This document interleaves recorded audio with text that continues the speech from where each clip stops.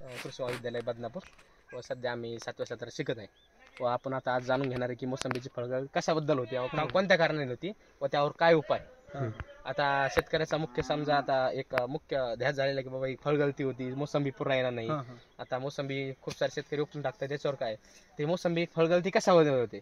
तर जे आपल्या इकडे समजा आता या अशा सीझन मध्ये समजा आपल्या पावसाळी सीझन मध्ये 5-6 रोज समजा ढगाळ वातावरण राहतं आणि अशा वातावरणामुळे काय होतं फोटोसिंथेसिस किंवा मग अन्नद्रव्य जे म्हणजे लाईट भेटत नाही त्याला, ते अन्नद्रव्य बनवण्याची काही झाडाची क्षमता कमी होते व अशा कमी क्षमतेत काय करतात झाडाचे जे कोवळे पान असले वरचे जे तर ते अन्नद्रव्य ओढून घेतं व अशा टायमाला ह्या फळात अन्नद्रव्य पुरवठा होत नाही.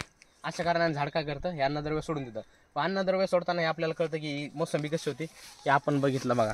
आपण बघितलं हे मोसंबीचं काय होतं की वरचा इथं ॲब्सेसिक लेअर तयार होतो. हा ॲब्सेसिक लेअर बघितला आणि ह्या ॲब्सेसिक लेअरमुळे काय होतं इथं फंगी होते, फंगी जाम होते आणि फंगी जाम झाल्यामुळे इथं ती वाढतेची खुंटते एक प्रकार वाढ खुंटते. अशा कारणाने त्याच्यात एक डेफिशियन्सी ती नायट्रोजन डेफिशियन्सी नत्राची डेफिशियन्सी येते त्याच्यात व अशा डेफिशियन्सीमुळे ते झाड फळगळती करून टाकतं. व झाडाचं काही नाही, झाडाला एक तर झाडाला काय वाटतं की आपण वाढावं, आपल्या पानाला वाढावं, पान वाढले तर अन्नद्रव्य तयार होतं. अशा कारणाने खूप सारी फळगळती होती. तर याच्यावर उपाय म्हणजे आपण जेव्हा फळगळती होती त्या अशा टायमाला काय करायचं की आपला 20 लिटरचा फवारा पंप असेल त्याला काय करायचं की 20 लिटरच्या फवारणी पंपाला 80 ml नॅनो युरिया घ्यायचा. 20 चोक 1 लिटरला 4 ml नॅनो युरिया घ्यायचा म्हणजे 20 लिटरला 80 ml नॅनो युरिया घ्यायचा व त्याच्यात 20 ग्रॅम कॉन्टॅक्ट बुरशीनाशक घ्यायचं त्याच्यात आपण व ते काय करायचं फवारणी घ्यायची. यामुळे थोडीफार फळगळती थांबते.